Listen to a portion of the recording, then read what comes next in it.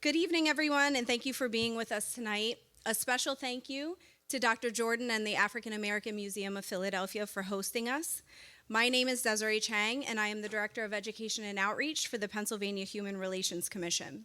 For those of you that are unfamiliar, which there's very few, we are your civil rights enforcement agency for the Commonwealth. It is my honor to welcome you all to HBCUs Matter, understanding their impact on education and society. We gather here this evening not only to celebrate the rich legacy of historically Black colleges and universities, but also to inspire one another as we continue to pave the way for future generations. We are aware of the challenges facing our democracy, and that we are at a pivotal point in history with a choice at our fingertips in only a few short weeks. We have witnessed the reversal of several monumental laws that provided a pathway to equity for historically marginalized and minoritized populations. And we understand fully what is at stake and the importance of voice and choice. As we look around this room, we see a diverse tapestry of scholars, leaders, and changemakers, each of you contributing to a legacy that extends far beyond these walls. Our HBCUs have always been a beacon of hope, resilience, and excellence. They have nurtured leaders who have transformed communities, changed injustices, and broken barriers across various fields. They too have been on the precipice of change and took the leap to ensure that our generation had greater opportunity. Tonight, as we engage in discussion, listen to lived experiences, and celebrate the vast beauty that is HBCU culture, let us remember the mission that unites us: to empower ourselves and our communities. Let us also honor those who came before us, who fought tirelessly for the right to an education and the opportunity to thrive. I encourage you all to connect, collaborate, and envision the future we want to create together. Your voices matter. Your dreams matter. And your presence here today is a testament to the strength of our collective journey. I invite you to review the program and the incredible bios of our esteemed panelists. So without further delay, I am humbled to welcome our panelists and moderator. First, I'd like to welcome our moderator for the evening, Dr. Ashley Jordan, President and CEO of the African American Museum of Philadelphia. Next, Dr. Aaron Walton, President of Cheyney University of Pennsylvania. Our third guest, Dr. Tony Allen, President of Delaware State University. Next, Venus Boston Esquire, Vice President and Chief Counsel of Lincoln University. And last but certainly not least, Dion Lassiter, Commissioner to the White House Commission on Advancing Educational Equity, Excellence, and Economic Opportunity for Black Americans, and Executive Director to the Pennsylvania Human Relations Commission.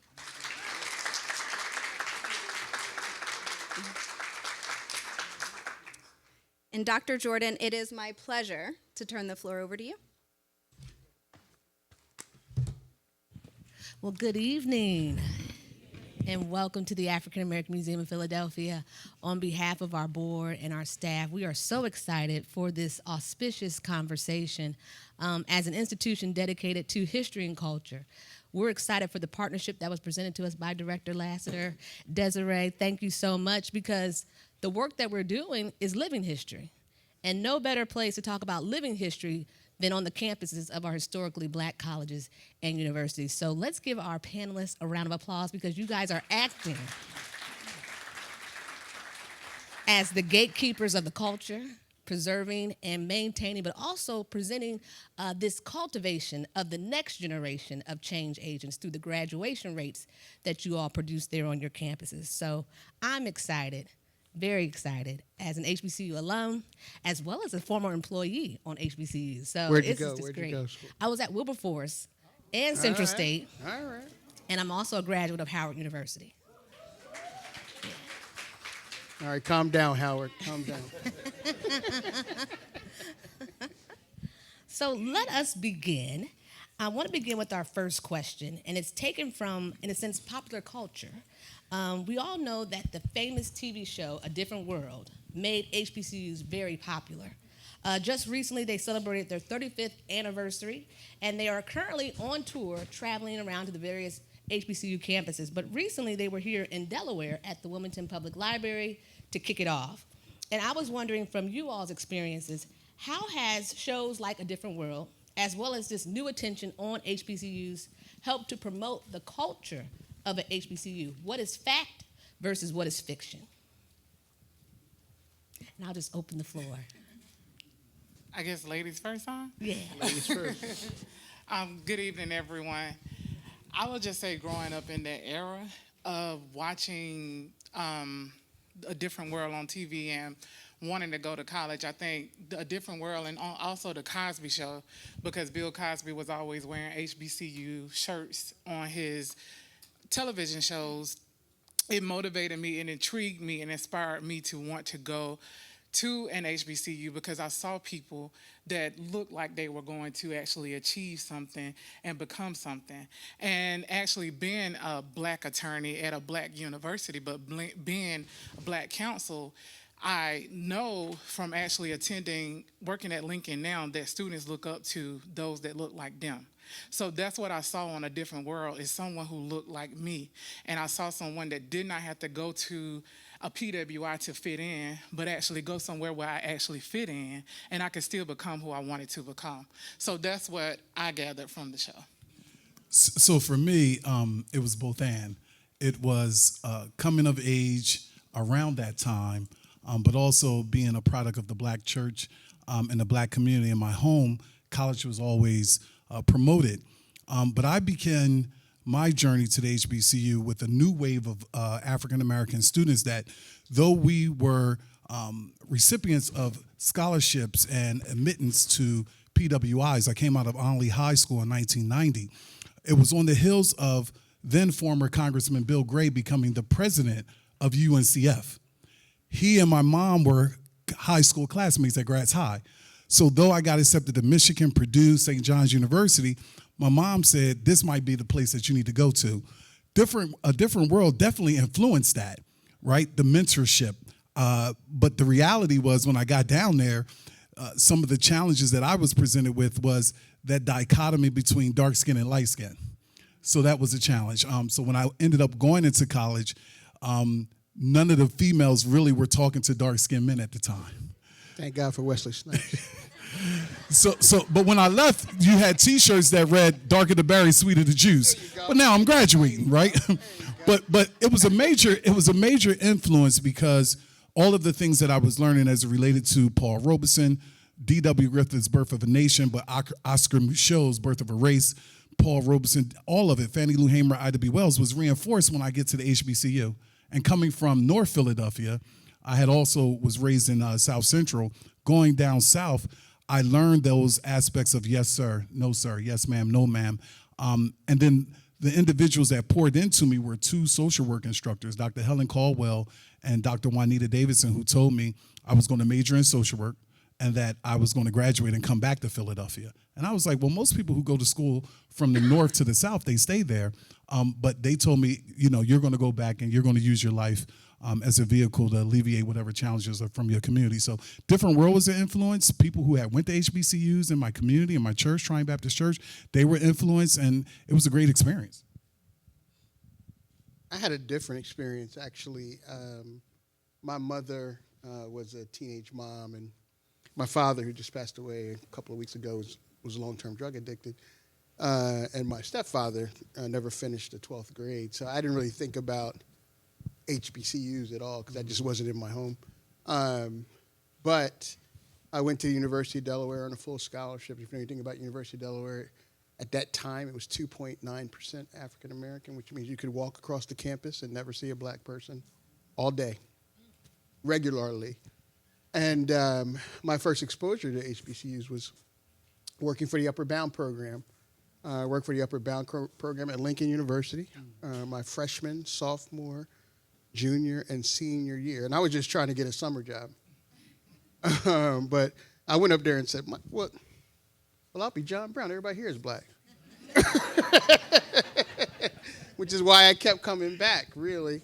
So I had a great experience in that regard, and actually felt like I was cheated because I didn't know much about the historically black college experience. Because the one thing I would say, as to your question, is it's not just you see people that look like you. HBCU grads are taught to walk with swag. They are taught to be courageous. They are taught to ask questions. Us in the PWI community, we are taught to listen and hope you get that job. It's just so different. And I think being able to have that experience while I was in college, even though I wasn't at an HBCU, but working there every summer, it really changed my perspective. So much so that in 1995, I wrote down 10 goals. I was 25 at the time. And one of those goals was to be an HBCU president. And it came to fruition, 25 years later. So.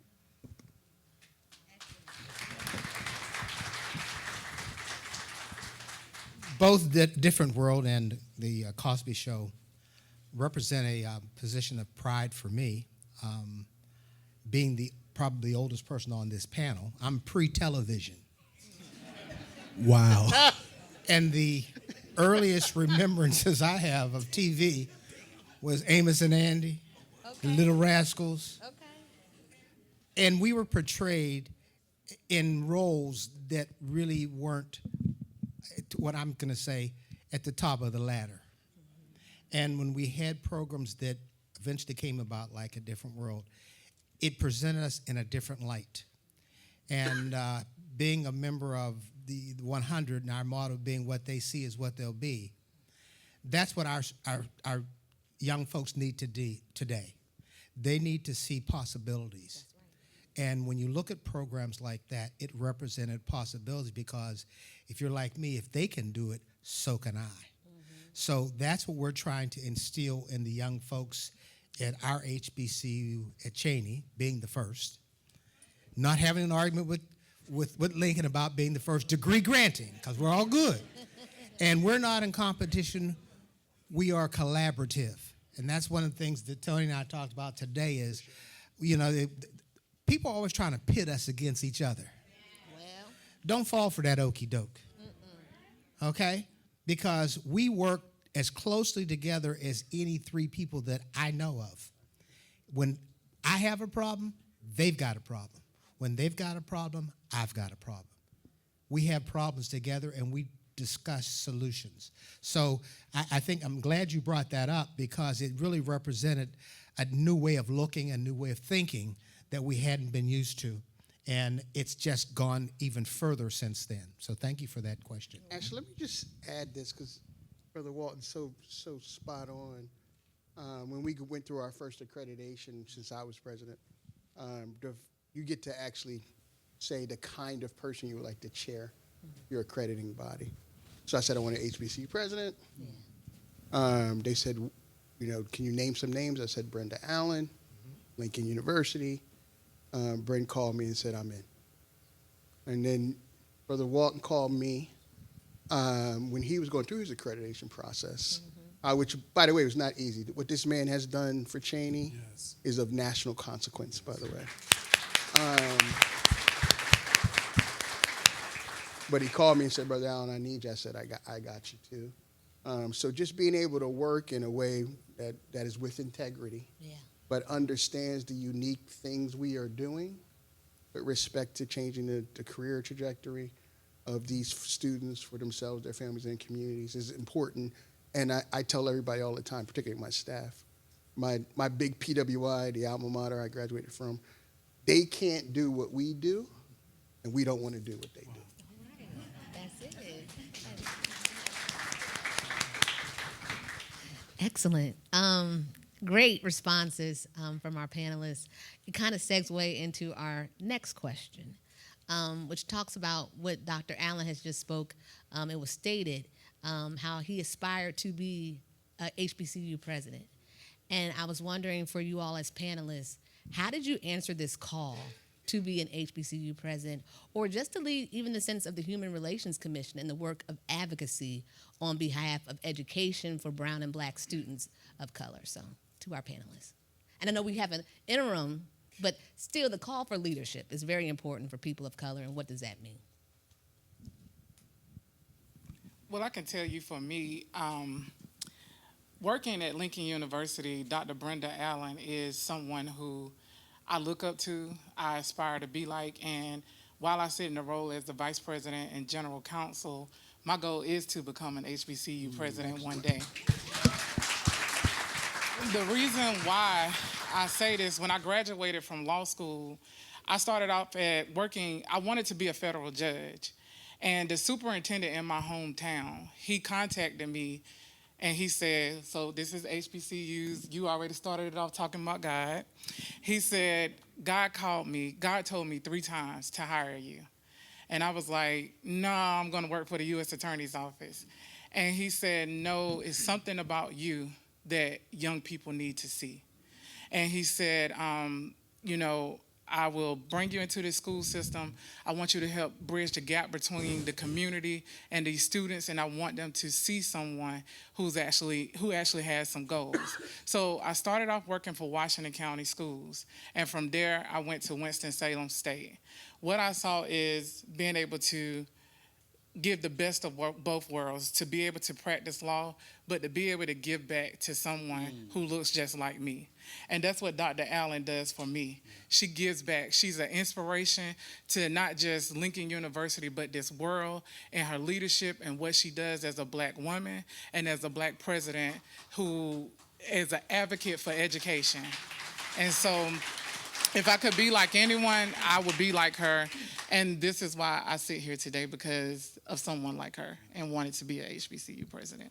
So I think it's a very profound question, and we're in the moment. I wish that we had more time to kind of unpack it, to deeply deal with it. For me, it's always been about assignments, not a job. I've never had a job. I've always had divine assignments.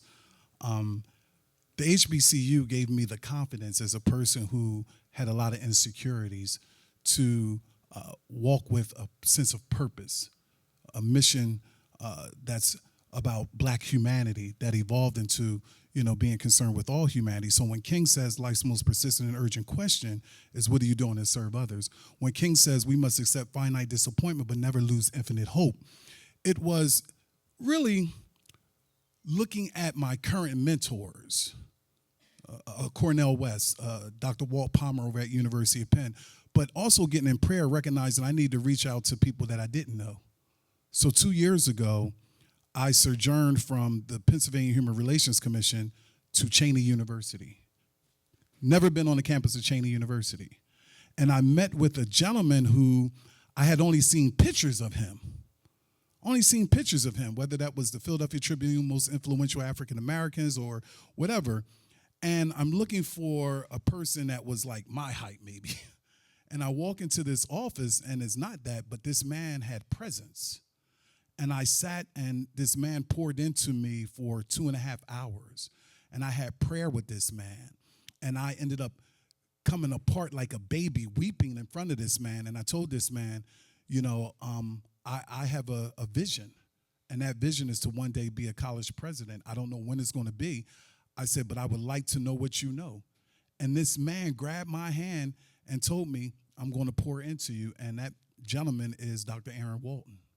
And this was just 2 years ago. And I don't know if that's my next assignment, but what I will share with you is that the confidence of a HBCU has afforded me an opportunity in my role as the civil rights person in PA to deal with white nationalism, to deal with white supremacy, to deal with white rage, to deal with the challenges of anti-Black racism, Islamophobia, all of the isms. And it's because of that confidence and being in an HBCU, and you're hearing the stories about W.E.B. Du Bois and the souls of Black folk.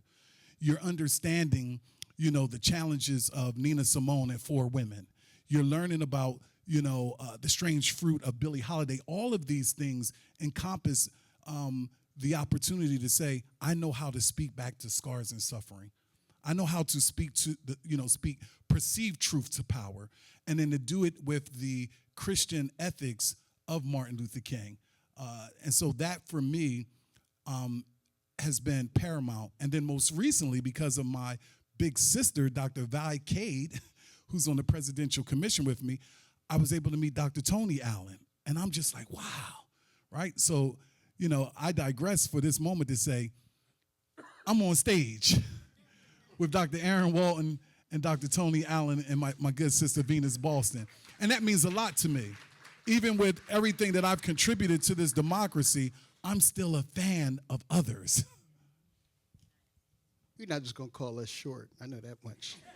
Did you hear that, brother? Did you hear that? Okay. I didn't mean that, Doc. Come on, Lassiter. I was a heck of a point guard at some point in my life, many hamburgers ago. That's true. That's true.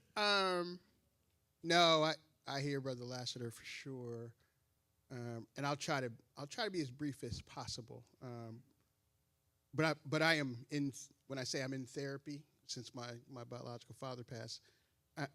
When I'm in these moments, I just talk out loud about what's going on in my life because I've only met him 6 times, and I think about my beautiful mother who passed away 2 years ago, and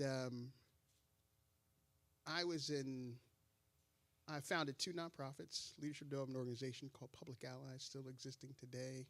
I founded the Metropolitan Urban League with my dearest friend in the world, a guy named Jim Gilliam. I worked for Joe Biden as a speechwriter when he was a senator.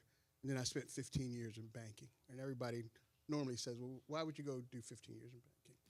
And I said, because I want to make a little money. And I did. And my mother said to me in 2017, it's time to come home. And I didn't really know what that meant necessarily until she pulled out the goals I talked to you about in 1995, one of which was to be an HBCU president. So I went to Harry Williams, one of my dearest friends, predecessor at Delaware State. We were at some party. I said, Harry, you think I could be an HBCU president? He said, you could absolutely do it, but you will never be picked from the place you are right now. I said, why? He said, because you're a non-traditional candidate. So they will get you to the finals just so they can say, we had a non-traditional candidate from the business community. And I was offended. I literally was like, well, are you going to write me the recommendation or not? And he said, of course, I'm just telling you what's going to happen.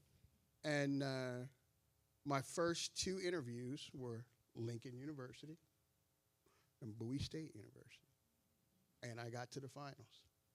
And I was a non-traditional candidate, and I didn't get the jobs. Thank God I didn't get the job at Lincoln because Brent's a great friend and a mentor to me now. So I go back to Harry, and I say, what am I going to do now? He said, Tony, you got all the skills, but you got to figure out a way to get to the highest point you can possibly get to at an HBCU because we believe in our institution. I remember, never forget this. Harry was like, we believe in our institution. You can't just come up in here from somewhere else and think you can run the show.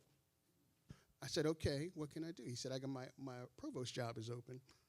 If you want that, you'll have to earn it, but it'll be something that could change your life. And I'm classically trained, have a PhD, and all that kind of stuff, so I was okay with that. Got the job. You know what? That job changed my life. A month into that job, and I'll try to wrap this up, Ash. A month into that job, a young man comes to my office. He's quiet, shy, demands to see me. He was my executive assistant. I have to see Dr. Allen. My executive assistant said, Dr. Allen's in meetings.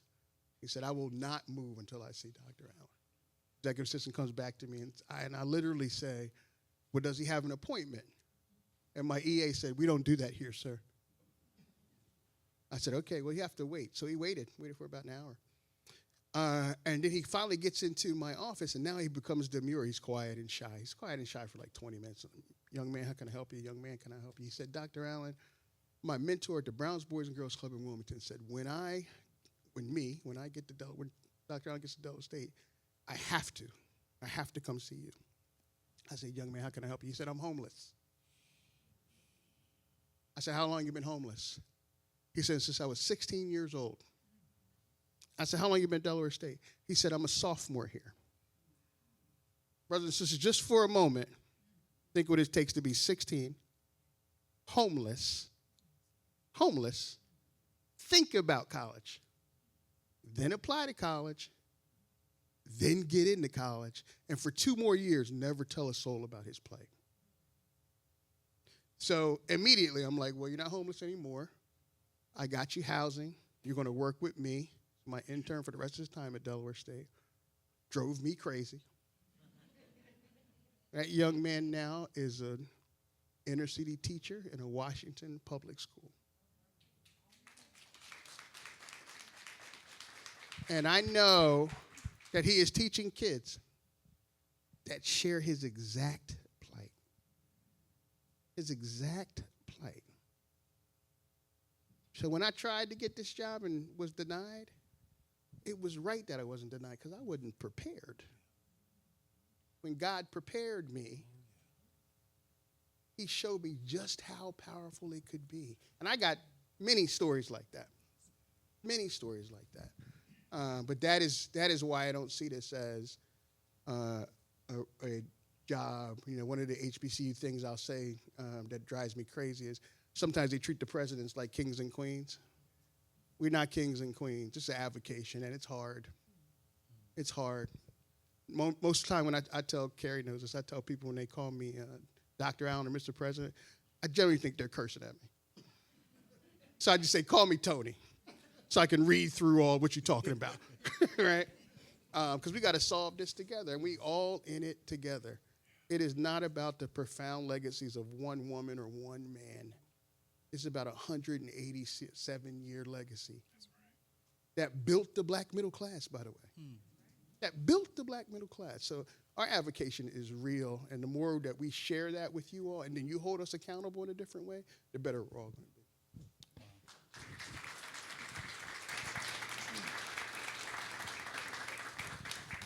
To answer your question specifically, I never aspired to be an HBCU president. That was not on my bucket list. But as I mentioned, I'm a product of the movement of the 60s. And I got my job in corporate as a result of the suffering of a lot of people that went through to make an opportunity for us. And I spent 40 years in the corporate arena, not in education. And it took me 30 years to get to the C-suite. And I wanted to be the president of that organization. That was my goal. I was interviewed when the position opened, and I was not selected. I stayed in the C-suite, and I had influence. But I left there unfulfilled because I knew I had what it took to be the president of that organization. And I really wasn't given a serious chance. I knew that I went through the interview process and it was all nice, but I was just a number that had to be reached in that process. And even prior to that, I knew that where I was a blessing because when Dr. King died and I got my job shortly after that, the window of opportunity opened for black and brown people for a small period of time. And I knew that the window of opportunity was going to close. Just like when George Floyd got murdered, I said the window of opportunity is going to open, but it's going to close. And you can see that now with the backing away from DEI, what everyone said they wanted to do, that money that was promised was never spent. So I retired after 40 years in corporate, playing golf on Monday mornings, enjoying the good life. But God had given me many experiences of organizations, running companies, etc., and he wouldn't let me take what I had learned and use it on the golf course. So I happened to be on the board of governors at the time. Cheyney did not have a president, and I chaired HR for the system, so I was responsible for sourcing the presidents. So they said, you need to resign from the board and go to Cheyney for 4 months and help them do a search for a president. And what was ironic about that is probably 8 years before that, when I was on the board of governors and I saw the numbers coming out of Cheyney, and I had been in the business world, I said, we need to shut that organization down. What it showed me in 2017 when I went to Cheyney for the 4 months, we put a plan together, and I actually asked 3 other individuals who were steeped in education and had that as their background to come help me for 4 months. Put a plan together. We were on show cause while we should be accredited even back then as an institution. And we went to Middle States and made the presentation. They went to the trustees and said, if you can't get this man to stay here for 4 years, we're not going to credit the school. What does that tell you? God has a sense of humor. I told him, I'm not going to Cheyney. He told me, yes, you are. And the first lady, she says, you know what? God gave you the desires of your heart. I says, but not in the way I want them. He says, you want to be the president of Blue Cross, which I should have been. But he made you the president of Cheyney, which is much better than the president of Blue Cross. I'd have made a whole lot more money, but that didn't mean anything. It's the influence. I'm able to now share with the students what I learned in this cruel world over 40 years all over this country. That's my reason for being there. Not because I wanted a job, because I was good where I was. But he says, you're not done yet until I say you're done. See, God doesn't call the prepared. He prepares who he calls. And he prepared me over 40 years, actually 47, because I had been retired almost 7 years before I come out of retirement to go to Cheyney. I just finished my 7th year at Cheyney on a 4-month assignment. And we're not done yet, because God has a vision that he's given me for Cheyney. Not only is it the first, but it's going to be occupy the position as the premier first. That's why I'm there. So, you know, where you start is not necessarily where you're going to end. And that's what I tell the students is, just because you come from humble beginnings, and I said, I came from a family of 12. I'm the last of 12. I had a father with a second grade education and a mother with an 8th grade education. My dad owned 5 businesses with a second grade education. So I knew what was possible, but if I hadn't gone to college, I wouldn't be alive, because he'd have killed me. Because that was the emphasis. He says, you're going to school, period. You're going to school, because he didn't have that opportunity. And he says it's a gateway to opportunities that you can't even see today. So that's what we're trying to do at the HBCUs. This is a gateway to opportunities that you can't even imagine await you in the world to come. So thank you.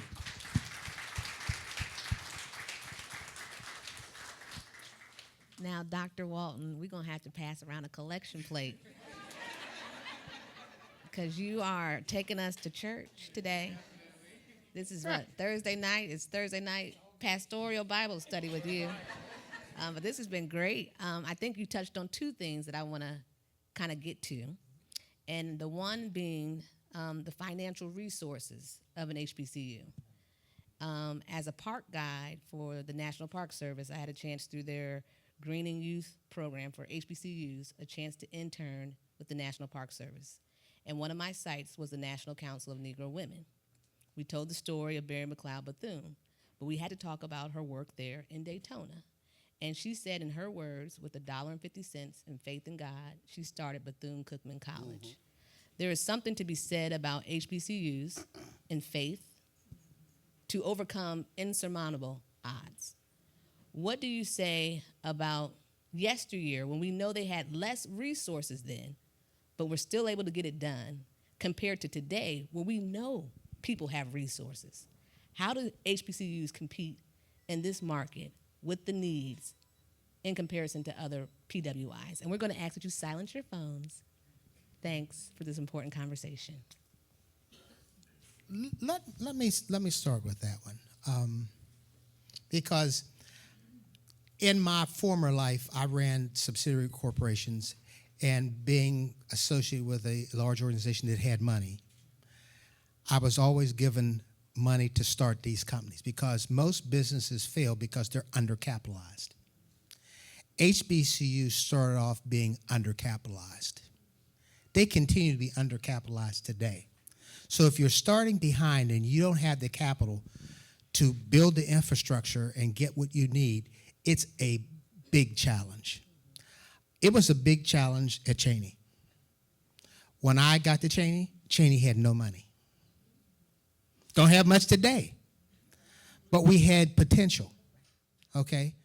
7 years, when I got to Cheyney, we were $95 million in debt. We owed everybody. As of 2 weeks ago, we paid the last $5 million that we owed folks. We don't have any money, but we don't have any debt. That's a major feat because I'll just tell you, I made 3 payrolls without having any money in the bank. And people say, how'd you do that? That's my faith in God. I had friends, and I went to my other friends and said, I can't make my payroll. I need some money. And guess what? They came through and they gave me the money to make my payroll 3 times, to the point where the system quit having meetings to give us money because I told them, I don't need your money. I don't need your money. We're going to make it with or without. We have to learn to become independent in a dependent world. We're moving Cheyney to a place where, yes, it's a state-owned and state-run institution, but it doesn't have to be benevolent. It doesn't have to go with his hand out saying, I need this. We should be the opposite. I don't want a hand out, I want a hand up. And we're proving that. We're saying we're going to make it in spite of. So bring it on, and they have. Believe me, from all quarters of this country, they have come. But all it's done is made us more encouraged to go where we need to go.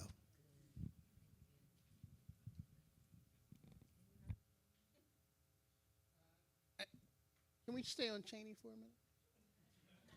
How many people have been to Cheyney by show of hands? Keep your hands up for just a second. So you know where Cheyney is, right? It's one of the richest counties in the country. I can tell you just from talking to Brother Walton and being a real good friend of mine, there were lots of folks that were fine with Cheyney closing because they had other ideas. I'm not going to go with all the ideas. You could probably guess what those were. And I don't think we say it enough. Pennsylvania, you have the first 2 HBCUs in the country that are 20 minutes from each other.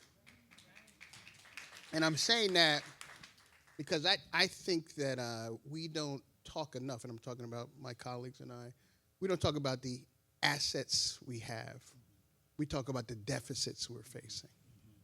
We got to start talking about the assets we have. You know how many dollars HBCUs give to the gross domestic product every year? 16 billion. 16 billion. If you didn't have us, you'd have to invent us. And us being able to talk like that in a different way, doing more with less, and then noting to folks, which I've noted to the president, that less is no longer acceptable, is important for how we thrive, right? So 80%, I know you probably noticed all these numbers, but 80% of all lawyers and judges started at an HBCU. 90% of all black medical doctors started at an HBCU. 50% of all black teachers started at an HBCU.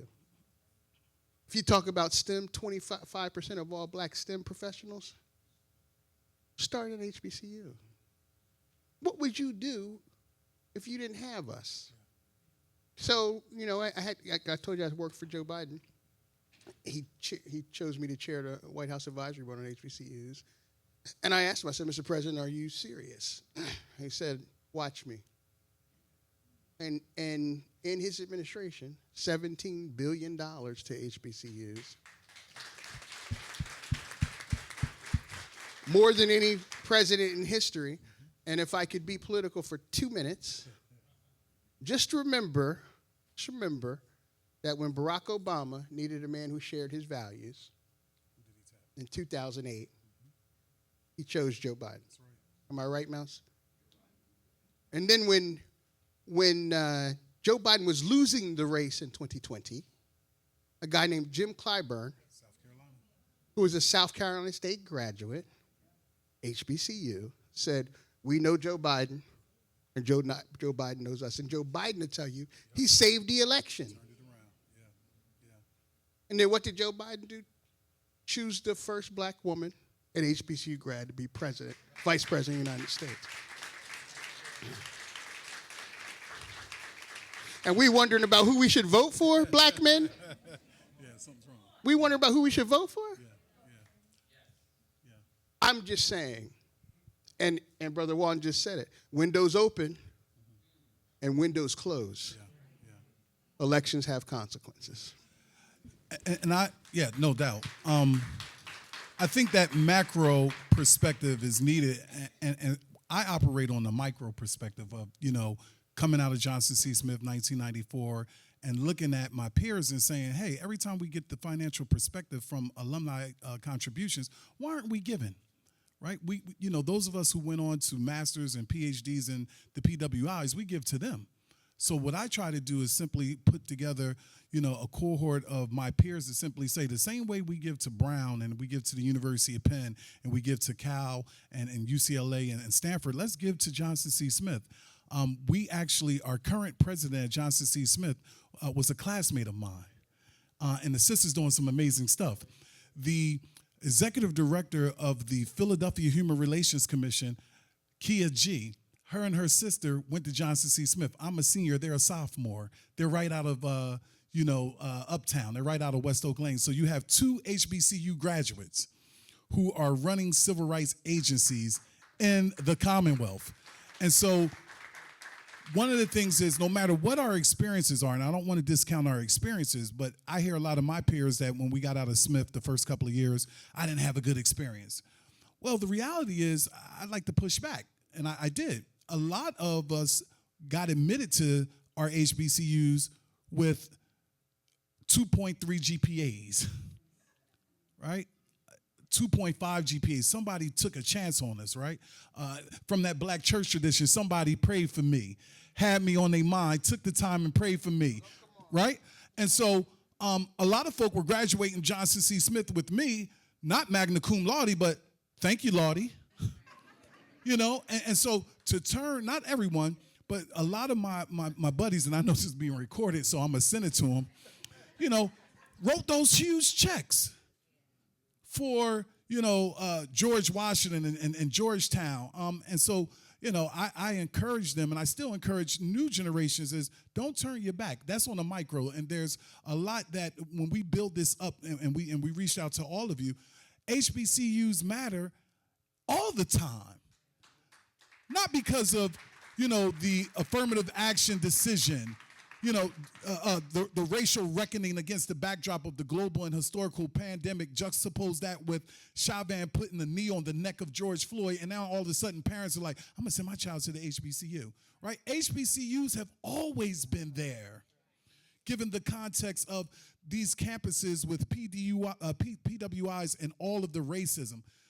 I'm a professor at the University of Penn, as you know, in the School of Social Policy and Practice, and the law professor, I won't even say her name, has articulated that this is a democracy that should be solely for white people, and that she has never seen a competent student of color, African-American student that has come through the law school. And we're sitting up here debating what we should do. And so once again, I would encourage those of you that really truly believe in everything that makes up black humanity, that we need to get back to this space and the place of talking about HBCUs in our churches, our synagogues, our masjids, in the communities, because this room, and we're appreciative of everyone that's here.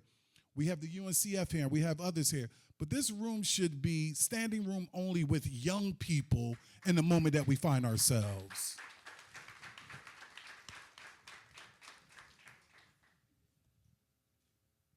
That's excellent. My follow-up question, because you touched on the election. It is important. I see you're out of your notes now. Yeah, I said we got to go somewhere else. Yeah. I'm going to drink my water, Mouse. But the late, great Black Panther, Fred Hampton, once stated, where there's people, there is power.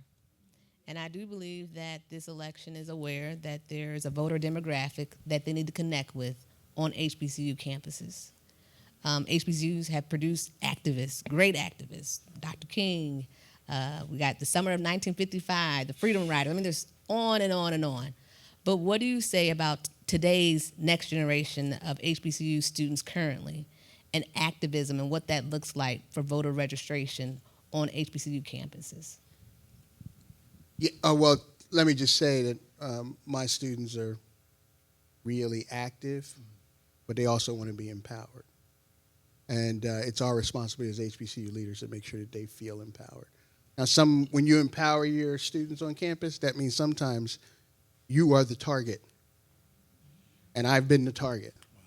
And that's fine, because when I was at the University of Delaware, I protested, led a lot of protests actually, and got some stuff done for black folk. So to have my students at Delaware State do that same thing when they feel like they need to, I welcome it. The second thing I'd say is I'm in Wilmington one day. I get a text from the SGA president. Dr. Allen, you got to come down here. I said, what's going on? We are having a prayer circle for the brother from Missouri, Marcellus Thomas, that just got wrongly executed. I get down there, rush down there. There for 400 students. Wow. That are just praying, signing petitions, trying to figure it out. And I talked to my staff and said, so how are we going to support these guys?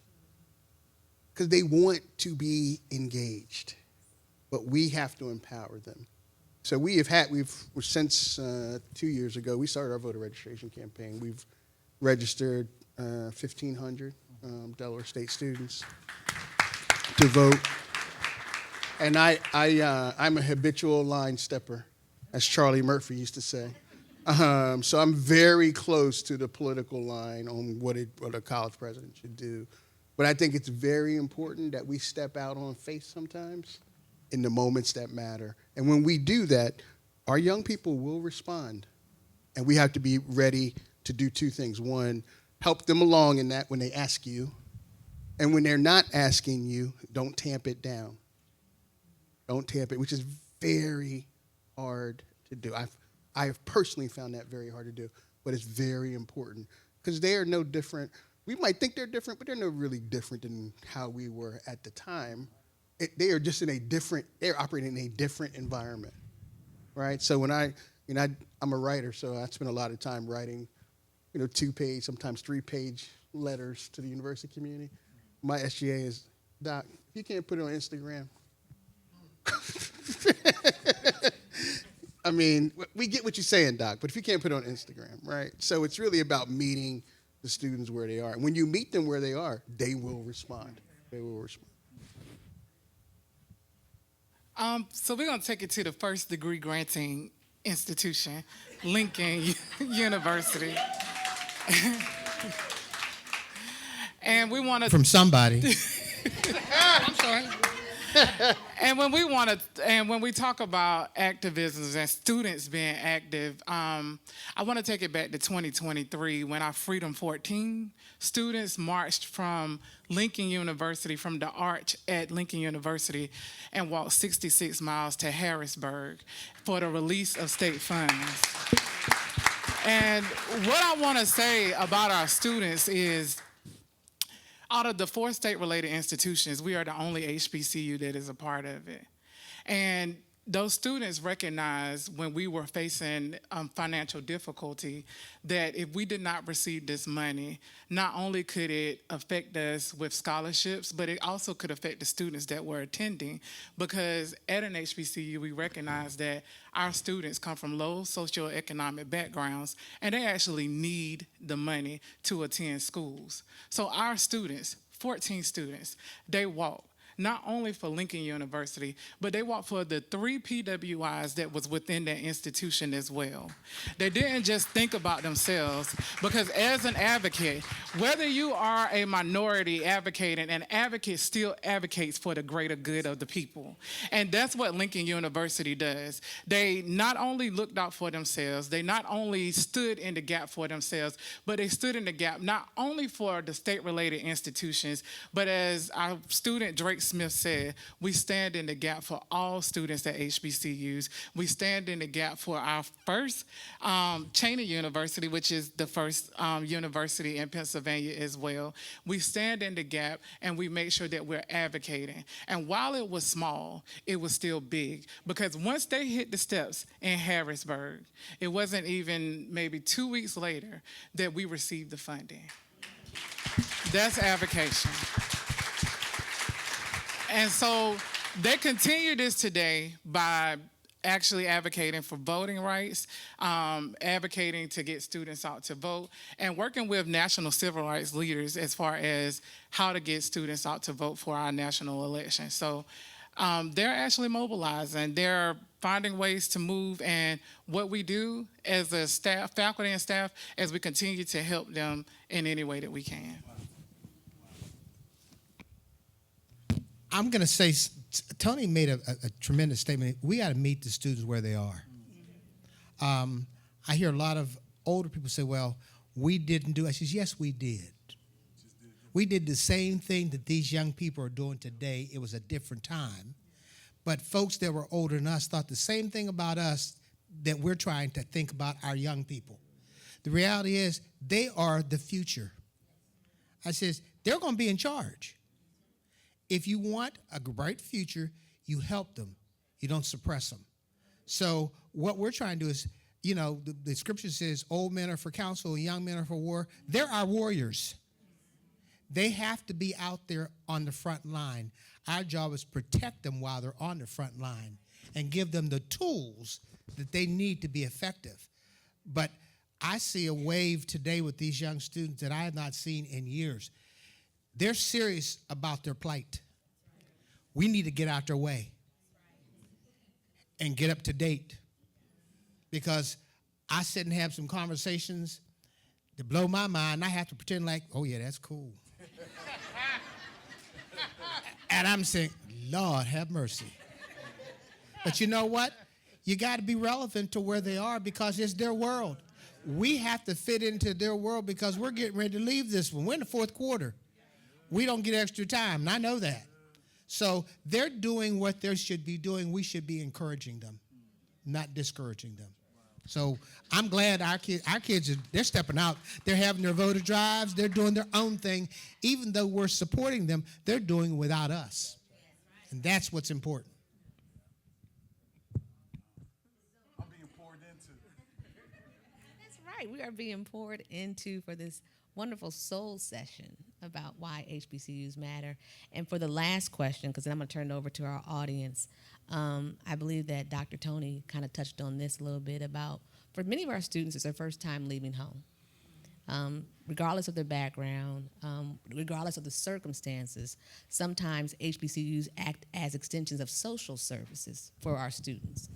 And I was wondering, in today's world, because, again, I'm a historian, so I'm going to reach back into history. Frederick Douglass said it best: it's best to build strong children versus broken men or women. So what are we doing now on our college campuses for social services, mental health, for our brown and black students who are leaving home and being placed in environments that they've never been in before?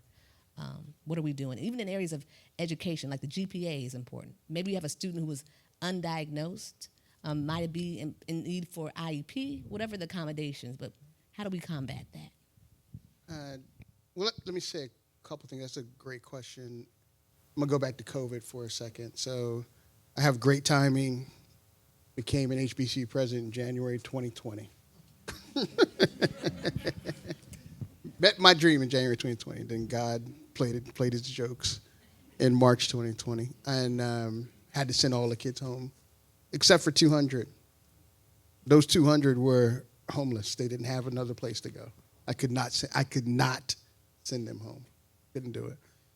And I also thought they stood as a proxy for our other students who were literally going home and going from student to breadwinner, right? Student to babysitter, student to connective tissue in their local community. And I immediately thought we had to figure out how to get them back here as soon as possible. So there was a place called Testing for America, which is a new nonprofit, actually. that said we need to get schools like Delaware State back up and running so they can bring their students home right away. And they came to me, and I said, how long y'all been in business? They said 3 months. I said, do you work with any other schools? No. I said, what are you going to provide us? He said, we will test your students 3 times a week throughout the COVID crisis, free of charge. I said, when do you start? And they were with us for 2 years. We took our put our students off campus in March. They came back in July. And we tested 14,000 times faculty, staff, and students in a year and a half and had a 0.05 positivity rate as a result. And I say that because I know that they needed, to your point, to get to something that felt not just like home, but stable home. But what exposed us as a result was they were still going through all kinds of emotional and social distress. So we had to give them new things in terms of meeting them where we are. You know, you just couldn't go to the counseling center. You had to have telehealth, which was new to us, all right? You could not just go to class because you really couldn't go to class. So we had to deal with Apple where everybody had an iPad or a MacBook Pro, and we went online, as Dr. Watson know, right away. 1,700 courses that were in person, online, 5 days. And then maintain that process throughout. And then as we've seen them come back sort of post-COVID, those folks who were in high school that are now in college, they feel a different way. Their social standing is different. How they connect with each other is a little harder, and the kind of supports they need, it's important that we provide them. So our ability to really recognize that and really provide the wraparound services, by the way, that HBCUs have always provided, by the way. Yeah. But to do it differently and more efficiently and more thoughtfully is where we are today. So I feel pretty good that most HBCUs, if not all of us, have figured out how to do it better than other institutions. And you might know this, but the U.S. News and World Report, as you know, issues a best colleges ranking every year. Rankings, they don't really matter, but they have one indicator that's called social and economic mobility, which is to say, can you graduate and matriculate a student from a low-resource community at the same rate that you can your general population? 94% of the HBCUs in the country are in the top 1% on social economic mobility. So we know, like I said, we need to walk with some swag so we can get some more support to continue to do the work that we were founded to do in the first place. Dr. Jordan, I love that question because by calling, I'm a social worker. And one of the things for you, Dr. Allen, the telehealth was launched at your university by this brilliant director of communications for PHRC, Desiree Chang. We kicked off telehealth. Which you can pick up a phone if you're in distress, because we know that cultural competency for certain counseling services are not there. One of the things that I do want to also do is spend some time just briefly shouting out our governor and the Secretary of Education, Dr. Khalid Mumin, the first African-American secretary in the state, because they put money aside for mental health resources. Dr. Walton and I were part of, along with Senator R. Haywood, Enough Report. Senator Haywood and I traveled 3,000 miles throughout the Commonwealth to 15 PHRC schools to talk to students of color, specifically African-American students, about some of the microaggressions, some of the hatred they face on college campuses. And oftentimes the universities are synonymous with the town. So there's Bloomsburg University, then there's Bloomsburg, PA. There's Indiana University of Pennsylvania, and there's Indiana, PA. And when we came to Cheyney, the students spoke about the traditional and non-traditional counselors. And that's why HBCUs matter, that you can go to counseling services and you can speak to someone who's a psychologist, a social worker, a therapist, who may have that primary and secondary experience like you, or the lived experience. Or you can talk to the dean of students. These students, and you were there, President Walton, you remember those 30 or so students we were there, they were being faced with, and it's not always the microaggressions, leaving their community, coming to Cheyney, having imposter syndrome, not because of Cheyney, but going back to catchment areas and people saying, why did you go to college? Why do you think you're better than someone? Anxiety before a test.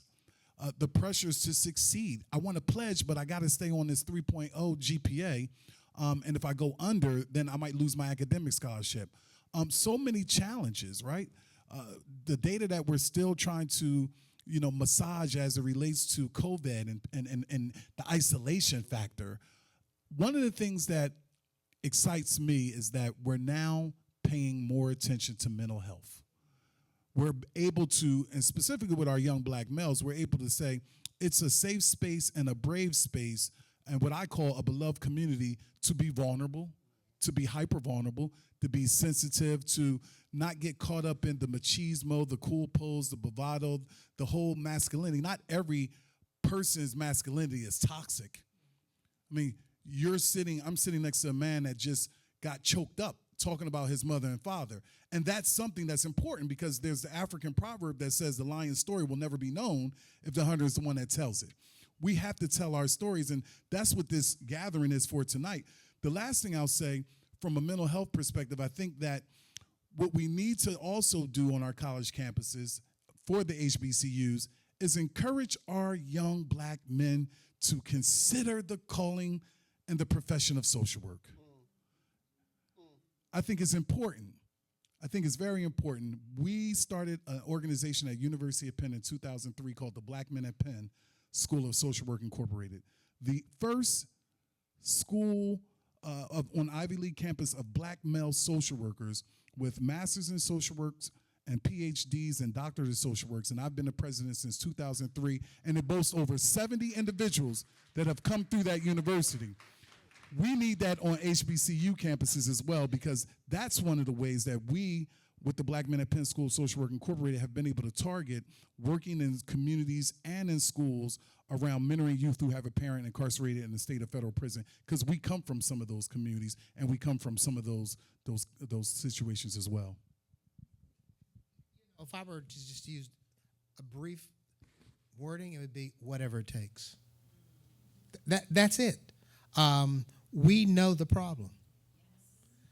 We have the solutions to the problem. We just don't always execute. Similar to Dr. Allen, we kept 100 students on campus during COVID as well. No other school in the state system kept any kids. None. We were highly criticized for not sending our kids home. But I gave them an option. I said, if you think you'll survive better here than at home, you can stay. I had 108 say yes. After 1 week, there was 100 left because you had to live by the rules. But sometimes you got to exercise tough love for their advantage. So it says, whatever it takes. We now have moved forward because there was a residual effect of COVID on our students. It has not gone away. It's not only on the students, it's on all of us. We all suffered. It was trauma. So we're suffering from trauma. And when I say whatever it takes, I happen to be fortunate to have a neuropsychologist wife who happens to be a non-paid volunteer who has to work at school for free.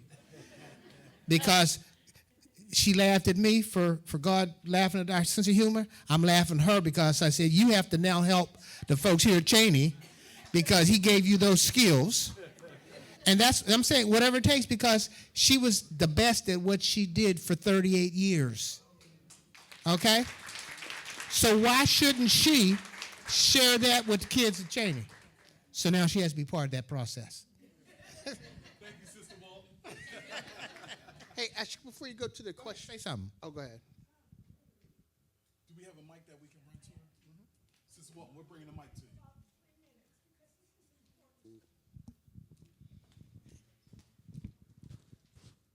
Thank you very much. I'm Dr. Gloria Walton. I've been blessed to be a certified school psychologist. I'm a clinically trained neuropsychologist, and I spent 43 years working. One thing that we did at Cheyney that we're in the process of doing, because we know that our students have multiple needs, is we developed a multi-tiered system of supports. It's called MTSS. You can Google it, it'll come up. And what we did is we took all of the students, and President Walton has what we call navigators. We have 4 navigators. So ideally, if you would divide our student population into 4, each navigator has a cohort of students that they manage and monitor. And ideally, they contact them at the beginning of the year, introduce themselves, and say, I am your navigator, and I'm here for you to help you with anything that you need help with. And then we look at attendance, we look at grades, we look at a lot of different things. We are training our RAs in what we call, it's mental health first aid. It's a program that is, the training is provided by the various counties. We also have suicide prevention training that we're giving them. We're doing it with the RAs, the navigators, and the people on the committee, which is the first line of defense. The second thing is anybody that's having difficulty academically, behaviorally, or what have you, those persons are given individual interventions through the navigators or anybody that's a member of the team, depending upon what the student's needs are. What we're trying to do is not have anybody fall between the cracks. And sometimes mental health is not a thing that is a typical, oh, I'm going to do it within the Black community, because oftentimes it's looked as a weakness. But we're trying to make sure that we are there for our students, because we know that for some of them, if they're not successful at Cheyney, they may never be successful in life. So it is really a life or death situation, and we don't want to lose one. We won't save everybody, but we have to try to do whatever we can to meet the needs of the students. Some are homeless. We have a food pantry. Anything that they need, we give them coats. We've partnered with various organizations, such as the Links and others. We give them training in how do you dress for success? You know, what's your social brand? What do you post on social media that's going to work for you? So there's lots of things that we can do to try to meet all these various needs. And I'm just so thankful that at this point in my life, I really feel like I'm doing something that's meaningful. Very nice. Any other audience questions?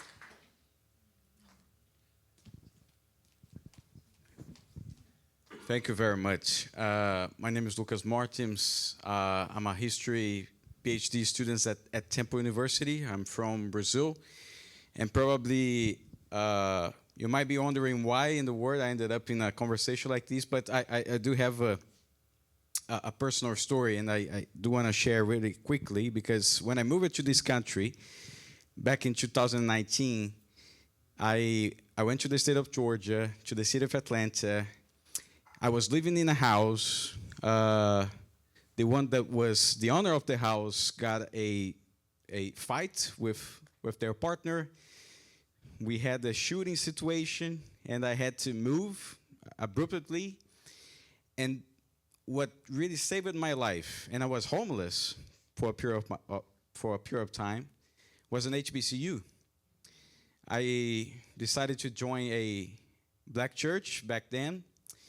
And the person who rescued me when I was in that house was a deacon of my church. He put me in a hotel, and then I was housed by one of the sisters of my church. And I was trying to find a definite place for me to live. And my pastor took me to the Interdenominational Theological Center in Atlanta, an HBCU right across the street from Morehouse College in Spelman. And nobody asked me about my background. Nobody did a background check. Nobody asked about my country, about my region. They said, son, you got a place for you to stay right here. And then we had the pandemic. I was working for the university that I was studying, Georgia State University. The pandemic definitely cut at least half of my stipend. And what really happened to me was I was not able to afford my rent anymore. And what was the reaction of my colleagues and leadership at these HBCU? They told me, son, don't worry about the money. We got you. And I lived in a HBCU for almost 5 months for free. And nobody asking me, when are you going to be paying that? When are you going to bring the money back? So I'm sure that, I don't know when this is going to happen in my life, but at some point, by the time that God blesses me financially, I'm really glad for the time that I had at Georgia State and my time at Temple University, but my heart is so full of gratitude towards that HBCU that hosted me for many, many months, and I can't wait to help them financially. And my question, is, how can we bring the same spirit that HBCUs they carry to other minorities as well? I am a Latino person, and you blessed me in so many ways. How can we bring the same feeling to other minorities?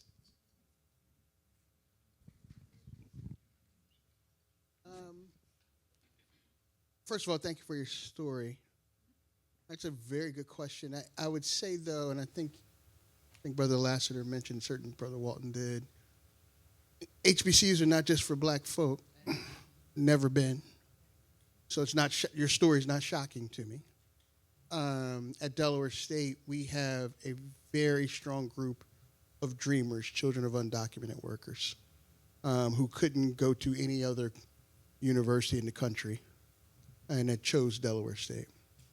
And I remember, again, when I was provost, in August of 2017, then President Trump issued an executive order that scared the hell out of them because they thought their parents were going to be deported.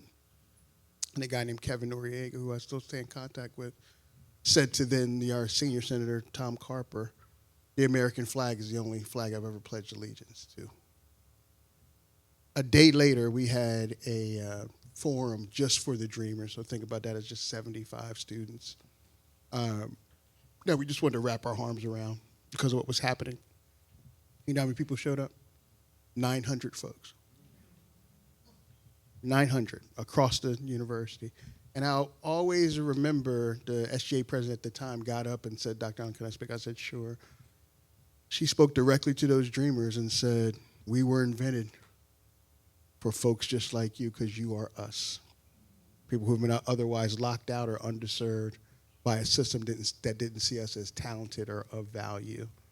So the only thing I would say, and I've said this to my colleagues across the country, because all HBCUs don't have dreamers, by the way, that it is important that we show just who we are relative to our own story by continuing to expand ourselves, regardless of what you look like, where you come from, or who you love, or the God you worship, because it's very important that our black institutions look like American institutions, the American institutions we want America to be.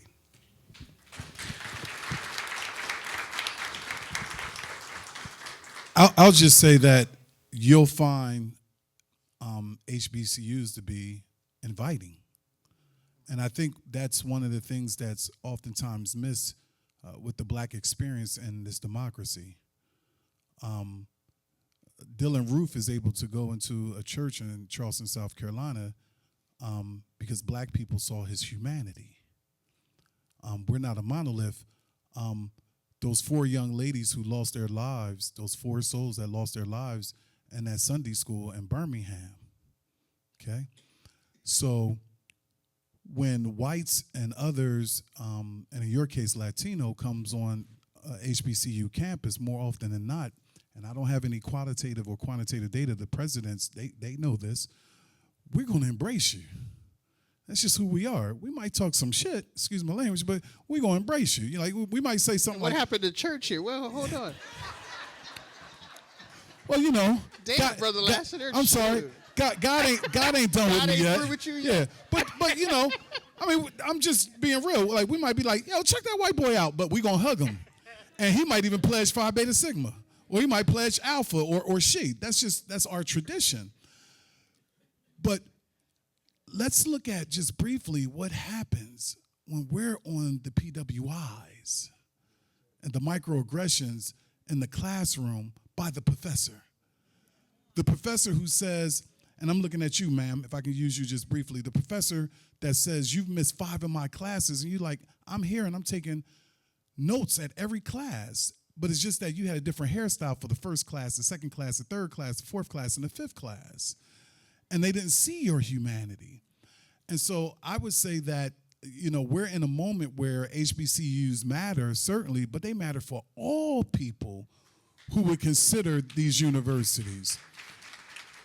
And so the beauty for me at Johnson C. Smith was that it was Dr. DePriest, who was a white sociologist, that introduced me to W.E.B. Du Bois. And he also introduced me to John Brown, the great white abolitionist that Du Bois wrote an autobiography for.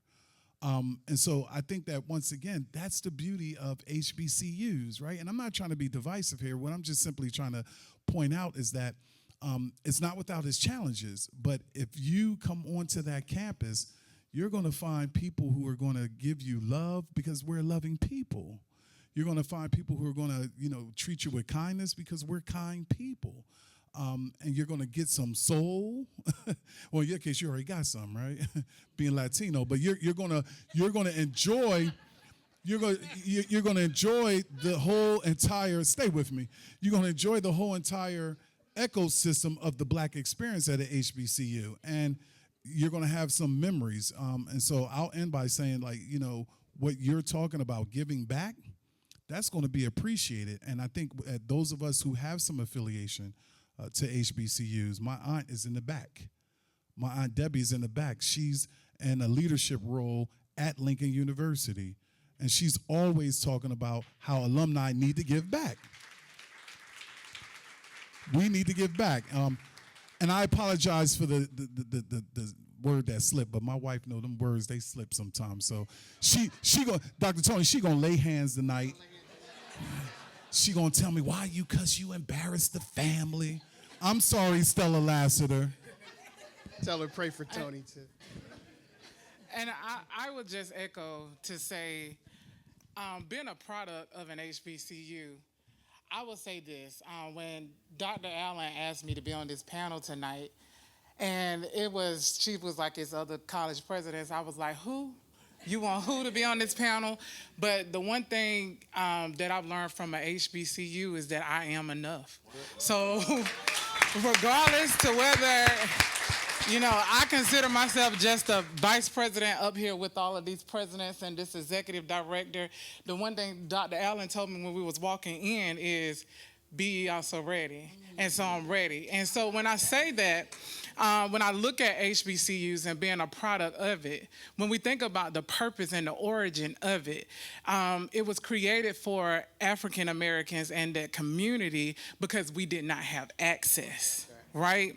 We did not have access. But with that, the culture, the background, who we are, that came with it, the sense of belonging, the sense of empowerment. My parents were not products of HBCUs, but Miss Deb in the back is just like my mom. Dr. Allen, she's the president, but she's a mother figure as well. So we bring that sense of belonging. We bring that sense of empowerment. We bring that sense of love, and not just for Black people, not just for African Americans, but for all, because that's who we are. And that's how we can continue it, by being an example to who we are and carrying that example on. And just like you are now an example that's going to continue to give so someone else can see you and want to follow behind you.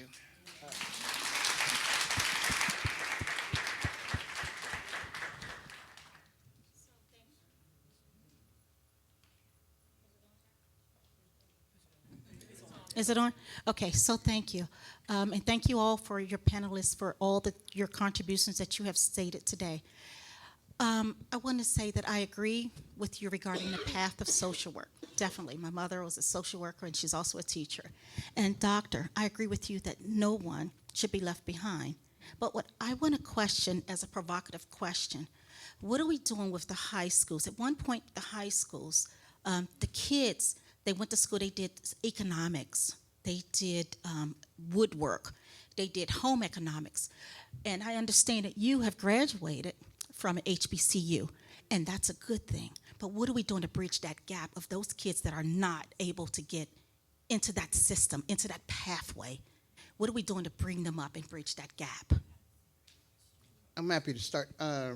Before I do that, I just want to digress because I did not say this.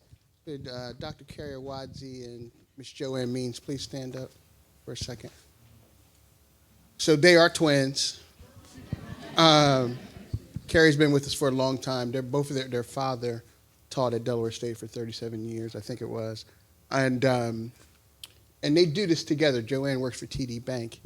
And Joanne has been collecting, when I say collecting clothes, like lots of clothes, like 3,000 articles of clothes for our students. And instead of just saying we got a clothing closet, we had a fashion show just a couple of weeks ago that they put on, and then just did a Delaware Executive Exchange program. That was fantastic. So I just want to shout them out for all they did for HBCUs. So to your question, quickly, Delaware State had, and I do believe in this, talent pipeline is really important in my view. Two things. One, HBCUs are the best return on investment in higher education. 3% of all four-year colleges and universities in the country still produce 20% of all black talent. So punch materially above our weight. But what we don't do enough of is digging deeper in the talent pipeline.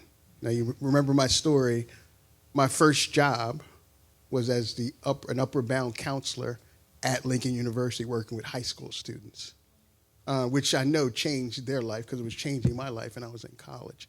At Delaware State, we have an early college school. It's a 7th through 12th grade. There are 600 students. Most of them are aspiring first-generation college students. They can earn up to 60 college credits before they're ever admitted into any university. It is free of charge, by the way. And if you know a little bit about it, you probably do because I heard you're a sociologist. In the 6th and 7th grade, all students, black, white, Latino, Asian, they go through this thing called academic disidentification. So they stop thinking about academics as some countenance to success. So if there's nothing put in there for those students, they will turn away from school, right? And that happens more to our students than a lot of other students. So the fact that we have 600 students who are effectively can start with us at 12 and can stay with us till 24, because some of them, we have 2 students last year that got their master's degrees. It is very important. I'm just not talking about Del State. I'm proud of our program, but we can do this all over the country. And it will change the lot of our students in a way that you can't even enumerate. You really can't enumerate it. Well, we're doing it. It does take resources, right? So it's everything. I want to be clear here. You've heard some things about what we're able to do. It cost me $27,000 to educate a student at Delaware State. Our tuition is $8,000. So if we can't replace that gap, we will all have a problem, right? So you have to do things to build your pipeline. At Early College School at Delaware State, one of the things we're able to do is say, hey, you stay with us for 6 years, you can come to Delaware State. So 63% of our students in this early college school actually go to the university now. So it's a great pipeline. We got to give up something to do it, but it's a great pipeline in so doing it. Those kinds of things, by the way, and then I'll shut up, are happening at a lot of predominantly white institutions. And not for poor kids. Everybody clear on that? It's not just, this is a cool program for poor kids. This is happening at a lot of middle class and upper middle class institutions that are feeding these students and creating this unique, ongoing, perpetuating thing of the 1%. We can do that, but we got to do it together and we got to be thoughtful about it.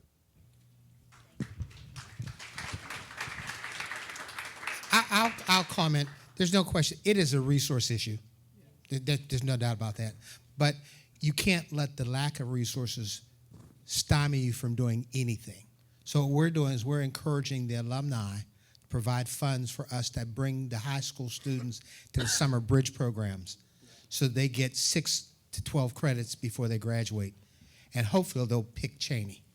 So each of us has to reach back and do something, and collectively we can make a difference. But it is a resource issue. There's no question about it.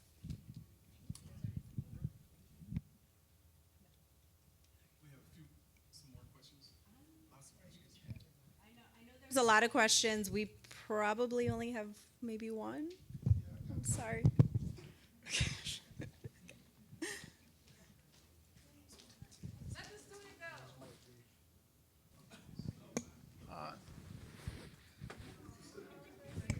We'll take two. Tony, I'd like to thank you. Yes, I'd like to thank you for your success, your leadership in Delaware. You're a very important person in Delaware. So I always would support you. Dr. Walton, I was at Cheyney State College, my family, my cousin drive for you right now, Ryan Heyman, okay? But my family lived on Cheyney State College in the 60s. And I seen the people who came from Pittsburgh, who came from Chester, who came from Philadelphia, who came from Washington, D.C., and also Delaware. And Cheyney was a beast back then. It was a real beast, an undefeated basketball team. Football, they brought John Cheyney in. They had a white, crippled student who could swim and was breaking all kinds of records in the pool. I support you. I support everything you do. And there's one thing we can't do, because I was one of those guys who ran around and protest and say, let us in the white schools. Let us in the white restaurants. I didn't know that we were going to lose our schools and lose our restaurants. One thing we cannot do is let the #1 black school go down. Okay? If the #1 black school go down, all black schools will go down. So any kind of support you get Dr. Walton, please give to him, because I'm a Cheyney man and a Lincoln man. At times when homecoming came, Lincoln came to Cheyney, and Cheyney went to Lincoln. And Westchester State tried to steal both schools, okay? So, Dr. Walton, anything that I can do, I will do for you. Thank you.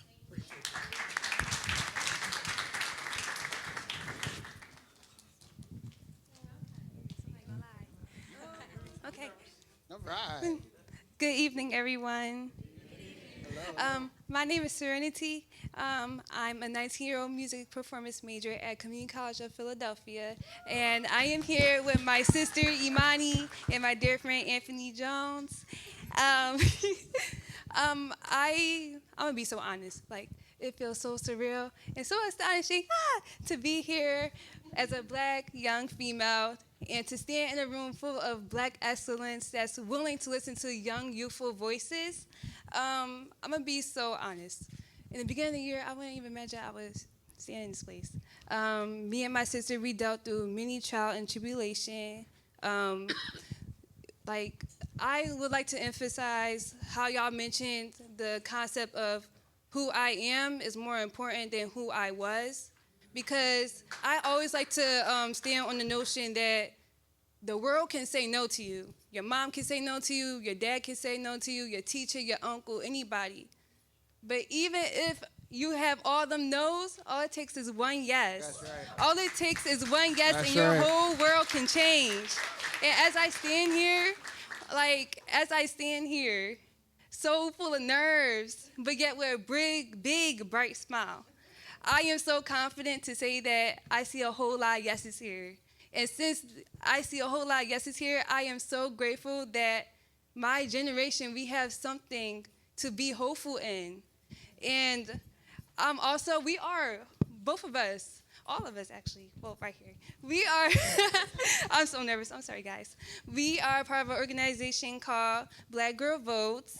And we are the first chapter in Pennsylvania from a community college to even just have that within there. So sitting here and listening to all y'all testimonies and even hearing the questions, it really fills us with so much joy because actually our president was supposed to be here, but she couldn't make it because, midterms.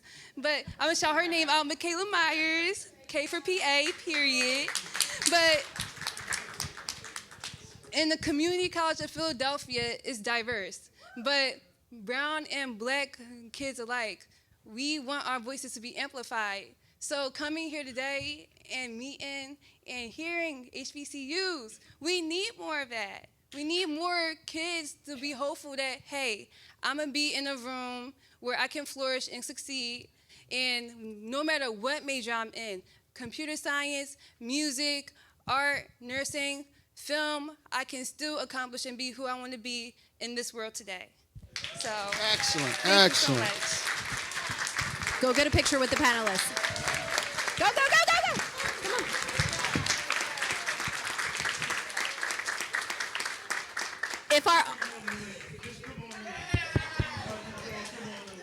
If our panelists don't mind, while I go to our final question, final for real, Serenity's going to get a picture with the panelists.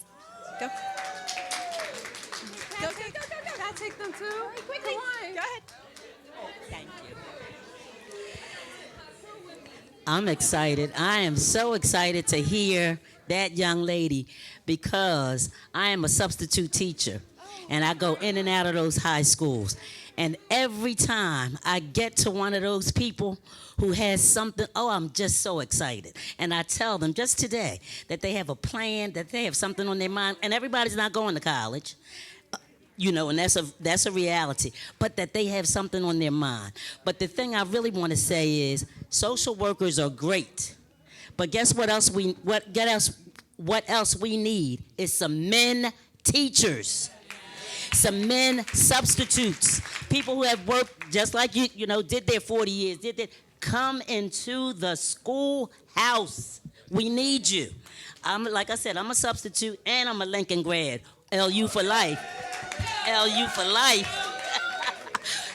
But the other thing, last thing, that PTSD, here's what I call it. As people said, we are all impacted by that pandemic, period, dot. The new PTSD, pandemic traumatic stress syndrome, because is a layer on all of us, and especially our children. So let's be mindful of that. And brothers, come on out, brothers, Hispanic brothers, white brothers, black. We need some more men in those schools. Thank you. Thank you. We'll get Yeah. some pictures. We still have more of a program to go.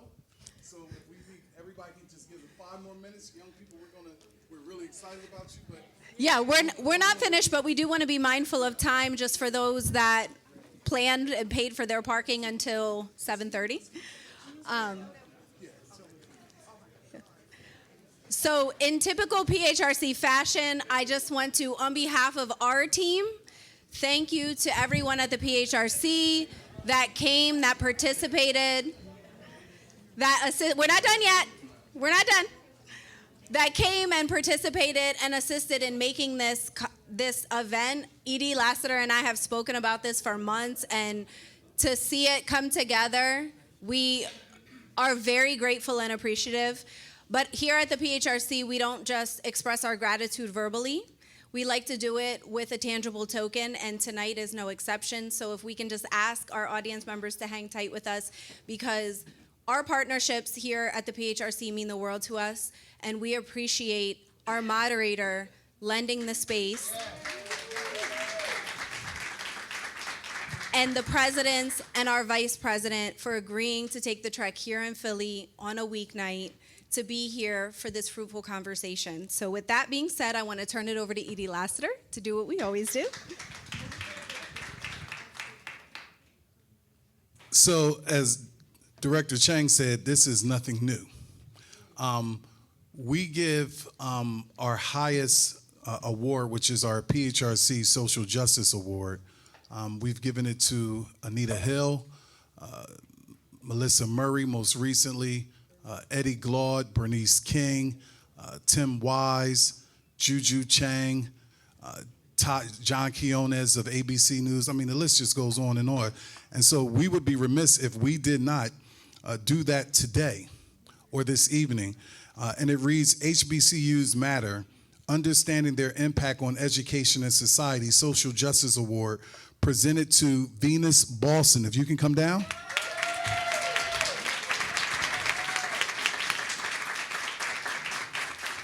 In recognition and appreciation of your contributions for this panel, today's date, October 24th, 2024, we would like for Dr. Tony Allen to come down. Are you serious? Are you serious? Give him one, okay. PHRC. Yeah, stay here. We would like for Dr. Walton to come down.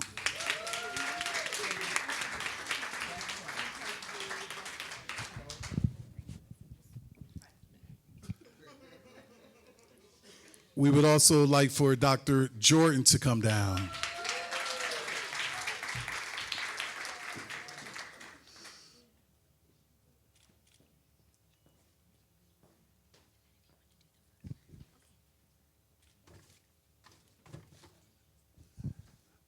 And we would like to give them all a hand.